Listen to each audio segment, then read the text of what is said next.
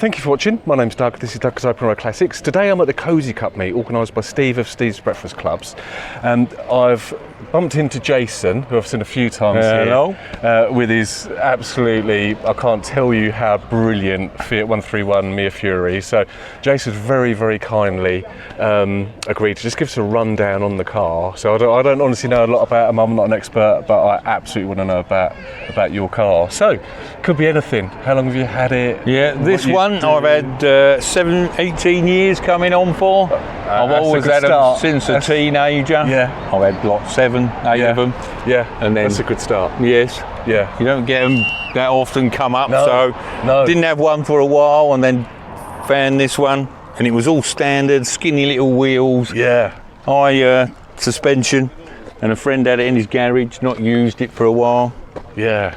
Oh yeah. That is absolutely amazing. So look, you, I think for me, the biggest thing about this car is that you use it flat out, don't you? Oh yes, yeah. Yeah, literally, you use it all the time. It sits outside all through the winter. Yeah. Modern cars don't work. No. We use this. Yeah. Yeah. Yeah. Yeah. Got me back out the winters and what have you.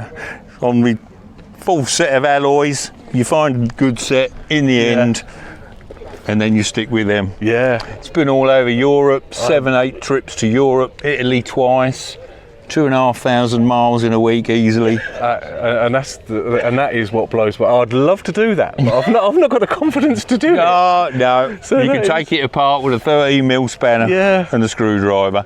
And you get about in it, because I've seen like your posts on Instagram and all that, all the different meets and stuff like that. Yeah. You know? Didn't think anything of going 300 miles to Bewley or Castle Combe, anything like that. You just pack up your packed lunch and then you're off. Yeah. Has it always been reliable for those sort of things? It is, yeah.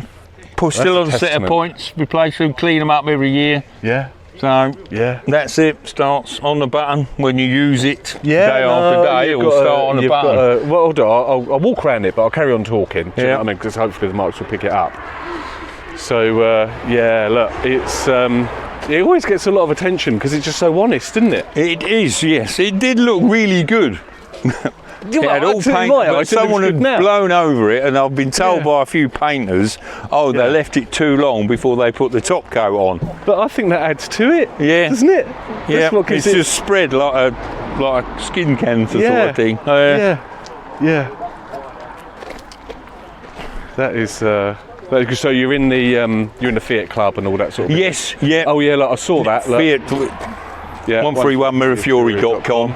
It was an internet-based forum, and then one year they went to Holland. I think I couldn't go, so I started up the Facebook group. Okay. And then there's like 45,000 enthusiasts worldwide. Yeah. That's joined, isn't it? Yeah. Oh yeah. Joined onto it. So, like, how many do you think there is left? There's only about 10 that actually come out to a show. We'll meet up, but they're all tucked away in garages. People don't like using them, or they're just not as social. But Northern Ireland, a lot of over there. Right. They always come over here, buy them up, and then take them back. Right, a lot of enthusiasts over there. We've done 2. It's called a 3MA, the maximum Mirafiori mobilisation. Right. Okay. Because they did it like 3 guys, 2 from England, 1 from Ireland. But we'll just get together, see how many turn up. Yeah. So about 30 turned up in like 2007. Wow. And then every year. They've just done one somewhere or other, Germany, Italy, Holland. I remember the first time I spoke to you and you said you'd gone all around Europe in it. Look, I'm not going to lie, a little bit of jealousy. Like. Well, I'd love that. It's such a great thing. Yeah, we have the term nobody gets left behind. Yeah, and that's not the best like way Top to go. Gear where they just leave them. No, and look, hey, that's the way forward. Yes. You want to go anywhere with confidence, don't you? Yeah. Has anyone had got broken down anywhere or anything like that? No, we all seem to manage to, like, radiator fans will pack up, and then you'd get someone else with a spare, or someone's alternator goes, we'll swap batteries, and someone else will charge it up while we're running around all day. No, I suppose really that is the best thing, isn't it? Because if you will carry a few spares, you've got everyone covered, haven't you? Exactly. Yeah. You get a good core of 10, and then anybody else that turns up. Yeah. And that's the confidence to come with us. Yes. Honestly, it's just so great. So this is you, isn't it? Yeah, that's what I mean. I'll probably be buried in this in another 20 years time. No. And it's so well known now, I can't get rid of it. No, I've seen it cropping up everywhere. Even if my lottery comes up, I might get another one. The two-door racing is the one to get. Right, like the RS2000 killers. Yeah. So that's the one to get, but they're a lot of money now. And even the Abarth replicas, Abarth, the original ones are 200,000 plus sort of thing. I don't know how cars get that expensive. Yeah. Well, they only made the 400, and if it's got race pedigree, the 50 that went rallying. But the replicas now, they're getting up for between 30 and 70, depends how good they are. Yeah, that'd be a good lottery. Yeah. I'd respect that. Yes, but you can buy a brand new 131R Bath that's been totally recreated, all castings from the 16 valve engine, dog gearbox, ZF gearbox, independent rear axle.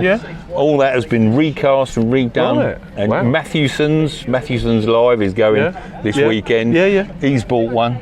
Okay. And he goes rallying in that. Yeah. Oh, okay. Yeah, turnkey out the shelf. RSD development. Right. Okay. How much do they go for? About 129,000, I think they are, which is quite cheap for a fully prepared historic rally car. A bespoke thing, and made and all that, I suppose. Yes. So if someone was going to buy like one of these, right, what would they need to? What's the top of the list to go through if they was going to buy one? And definitely floor pan seals, anything like that, inner arches, all the usual places you get with escorts and that sort of thing. And engine-wise, anything to look out for? Engine-wise, are fairly bulletproof. They've got a steel nitrided crank from standard, like most Fiats had. And that was like a £1,500 race extra from Ford's, but we had it as standard. And so they're pretty bulletproof then. They've got alloy 8-valve head that was Ferrari man designed. And there's obviously a good backup with the club and there's loads of people. They made them under license in Spain as the Seat, Turkey as the Shannon or Dugan. They made them till early 1990s, I think, the last ones they made of that.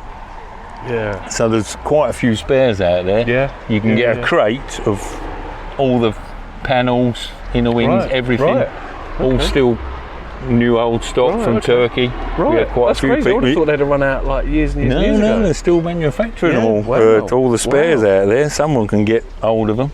There you go. Well, that's the car I get then, isn't it? It is, yes, Really? If you haven't got one already, I would highly suggest getting one. No, that is absolutely amazing. I'm sorry, I'll change hands. Right, thank you so much, Jason, for giving us a rundown on your car. I love it. That is so good. So I told you I had Lance. It's an award winner. I'm not surprised. Best survivor at the Fiat and Friends National Day. And that. Oh, you've got to respect it. Oh, yes. For what it is. Do you know what I mean? That is absolutely amazing. Lovely. Well, thank you so much. That's all right, Doug. Right, thank you for watching. Really appreciate that. If you haven't subscribed, please do so. I'm going to do a walk around video with the car now. Drive safe. Happy motoring. Thank you.